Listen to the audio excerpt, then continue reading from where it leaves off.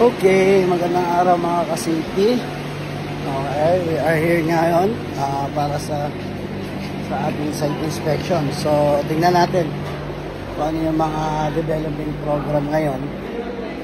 Okay, sa ating site. So, alam naman natin, kapag construction industries ang pinag-uusapan, medyo high risk. Okay, at syempre, ingat-ingat tayo. So, later, we will show you some videos of our site natin or idea lang. Okay, katulad po. Ingat. Yan. Ito, installation of extinguisher.